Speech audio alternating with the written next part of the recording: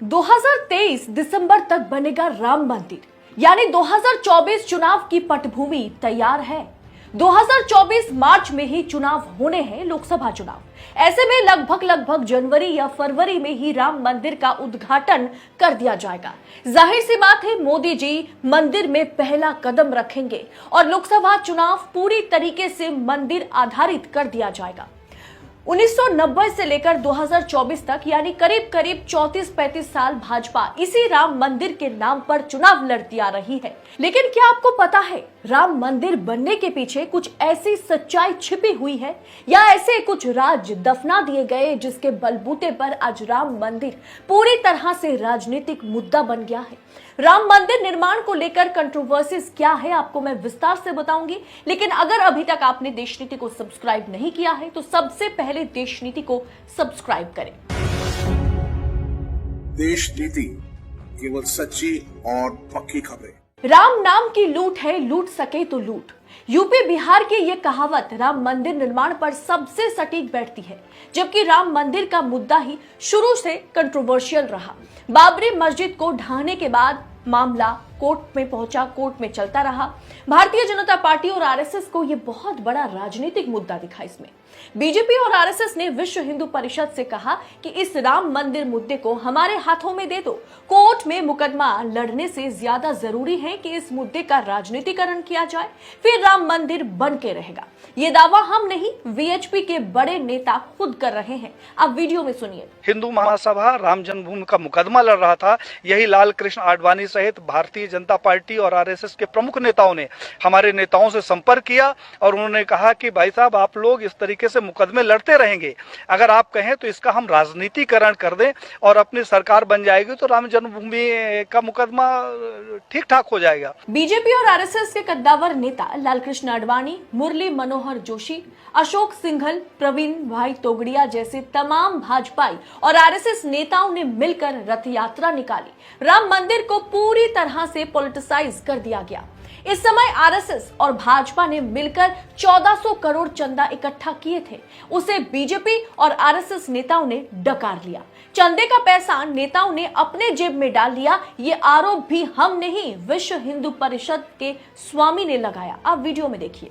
अपनी छाती में इनको बैठाकर पूरे भारत में रथ यात्रा निकाली और उस रथ यात्रा से इकट्ठा हुए 1400 करोड़ रुपए ये लोग डकार गए, जिसका आज हिसाब नहीं है। तो 1400 करोड़ रुपया ये खा गए। साथ में आरोप यह भी लगाया गया कि वीएचपी के जितने हिंदूवादी नेता थे, भाजपा ने उन सब की हत्या करा दी। अब इसमें से अशोक सिंघल और वीएचपी के वरिष्ठ नेता थे, जिनकी मौत आज भी सवालों के घेरे में है।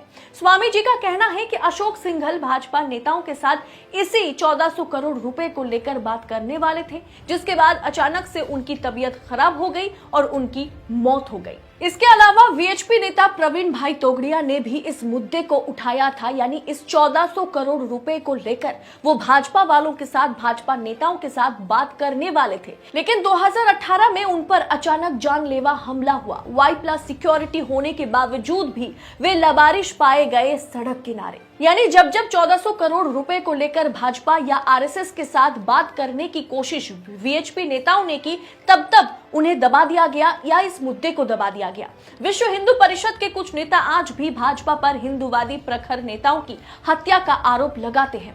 राम मंदिर के नाम पर मोदी जी भरपूर बिल फाड़ते हैं। योगी आदित्यनाथ भी 2023 दिसंबर तक अयोध्या को और भव्य बनाने का दावा ठोकते हैं। घोटाला, प्रखर हिंदू नेताओं का कत्ल, राम मंदिर पर राजनीति करने के जरिए इस मुद्दे को 35 साल से अधिक से ज्यादा खींचा गया और ठीक 2024 चुनाव से पहले मंदिर का उद्घाटन मोदी जी करेंगे और फिर एक बार मीडिया से लेकर भाजपा की पूरी आईटी सेल इसी राम मंदिर निर्माण को मोदी जी की जीत के रूप में दिखाएगा। जबकि शुरुआत कहां से हुई और राम मंदिर का फायदा किसे सबसे ज्यादा हुआ, ये एक सवाल का विषय है। मुद्दा सबसे पहले विश्व हिंदू परिषद द्वारा उठाया गया था, जिसे भारतीय जनता पार्टी ने अपनी राजनीति चमकाने के लिए इस्तेमाल किया 1990 से, और बाद में राम मंदिर का शिलान्यास होते ही पूरी तरीके से मोदी जी की जीत में इसे तब्दील कर दिया गया। और अब 2024 चुनाव से पहले और 2023 के अंत में राम मंदिर के नाम पर ही भारतीय जनता पार्टी वोट मांगेगी। धार्मिक आस्था का राजनीतिकरण, घोटाला, हत्या, इस तमाम पहलुओं को दफना दिया गया। क्या इन हत्याओं पर बात होगी? क्या 1400 करोड़ रुपए कहां गए, इस पर से पर्दा हटेगा? शायद नहीं। और कोई भी इस मुद्दे पर बात करने की हिम्मत नहीं रखता। धर्म आस्था के आधार पर देश को इस तरह से बांट दिया गया कि किसी के मन में यह सवाल भी उठता है, या तो उन्हें चुप करा दिया जाता है, या तो ये सोचकर सब खामोश रह जाते हैं कि मंदिर बनाने की पीछे की सच्चाई पर अगर बात करेंगे तो हमें भगवान विरोधी, राम विरोधी कह दिया जाएगा।